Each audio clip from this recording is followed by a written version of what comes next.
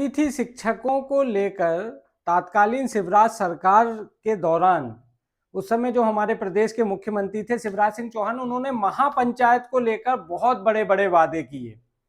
उन वादों में एक वादा यह भी शामिल था कि गुरुजियों की भांति विभागीय परीक्षा लेकर हम अतिथि शिक्षकों को नियमित करने की योजना बनाएंगे।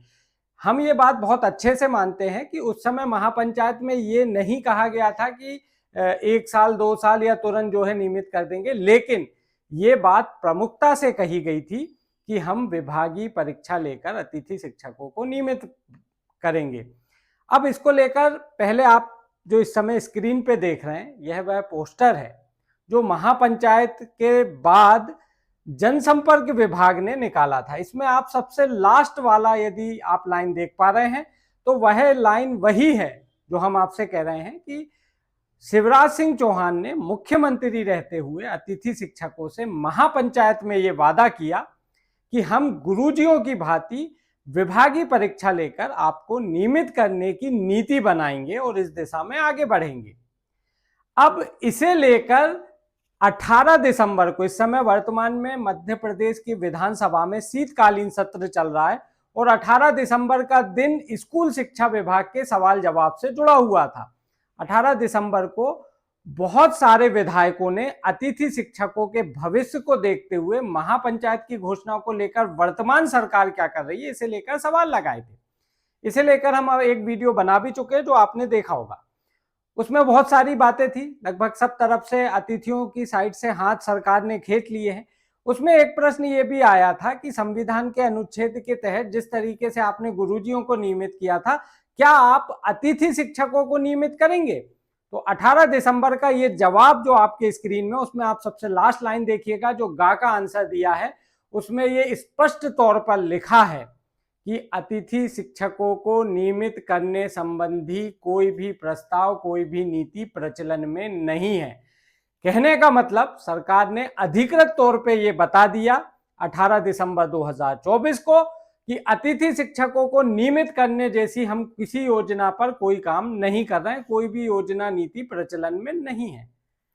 लेकिन क्या ये वाकई यही सच्चाई है? थोड़ा सा मैं आपको पीछे ले चलता हूं।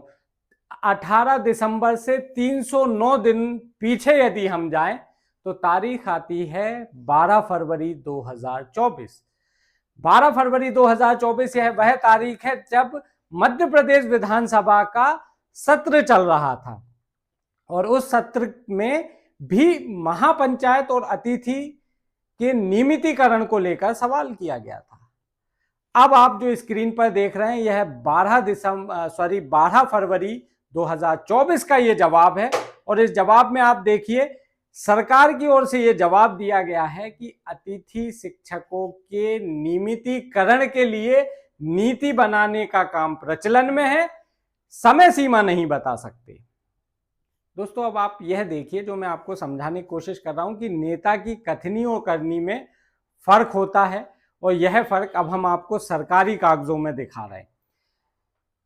12 फरवरी 2024 को जब विधानसभा सत्र चलता है, आप देखिए मोहन यादव की सरकार में शुरू से ही स्कूल शिक्षा मंत्री जो हैं वो राव उदय प्रताप सिंह रहे हैं। ऐसा नहीं है कि मोहन सरकार में पहले कोई और थे स्कूल शिक्षा मंत्री, पहले जब विधानसभा सत्र चल रहा था तब कोई और स्कूल शिक्षा मंत्री थे और अब जब शीतकालीन सत्र चल रहा है तब कोई और स्कूल शिक्षा मंत्री, ऐसा नहीं है। मोहन सरकार में शुरू से लेकर वर्तमान तक अभी तक जो है स्कूल शिक्षा मंत्री राव उदय प्रताप सिंह है। यही राव उदय प्रताप सिंह 12 फरवरी के शीतकालीन सत्र, गलत बोल रहा हूं मैं, 12 फरवरी का जो विधानसभा सत्र था उसमें यही राव उदय प्रताप सिंह बतौर स्कूल शिक्षा मंत्री ये कहते हैं कि अतिथियों को नियमित करने के लिए जो है प्रक्रिया प्रचलन में है, समय सीमा नहीं बता सकते। ठीक है, अब हम आ जाए 309 दिन बाद 18 फरवरी 2024, वही विधानसभा, वही मोहन सरकार, शीतकालीन सत्र चल रहा है, वही स्कूल शिक्षा मंत्री राव उदय प्रताप सिंह, और अब क्या कहते हैं? अब ये बोलते हैं कि अतिथियों को नियमित करने की जो नीति है, ऐसा कोई हमारा कोई प्रस्ताव नहीं है, ऐसी कोई व्यवस्था प्रचलन में नहीं है, हम ऐसा कुछ कर ही नहीं रहे। आखिर दोस्तों ये 309 दिन में ऐसा क्या हुआ कि सरकार के स्वर बदल गए? कुछ जानकारों से मैंने बात की, कुछ राजनीतिक विश्लेषकों से बात की। देखिए, अतिथियों की जो सबसे ज्यादा मजबूती है वह है उनका संख्या बल। आज अधिकृत तौर पे 70,000 से अतिथि सरकारी स्कूल में प्रदेश भर में अपनी सेवाएं दे रहे हैं। 70,000 तो वो अतिथि हैं जो दिख रहे हैं। यदि हम एक 5 का भी हम फिगर ले लें कि एक फैमिली में 5 मेंबर हैं, तो आप काउंट करिए कि इन अतिथियों के साथ कितना बड़ा वोट बैंक जुड़ा है। और यही कारण है कि हमने 2019 का वो राजनीतिक उलटफेर भी देखा जिसके जड़ में अतिथि शिक्षक थे। उस पर बहुत लंबी बात करने की जरूरत नहीं है, आप सभी जानते हैं। तो आखिर फरवरी के जब विधानसभा सत्र था तब ऐसा क्या हुआ जब इन्होंने ये कहा कि नहीं भाई, हम तो नीति बनाने का काम कर रहे हैं। दोस्तों, आपको ध्यान होगा विधानसभा का रिजल्ट आ चुका था।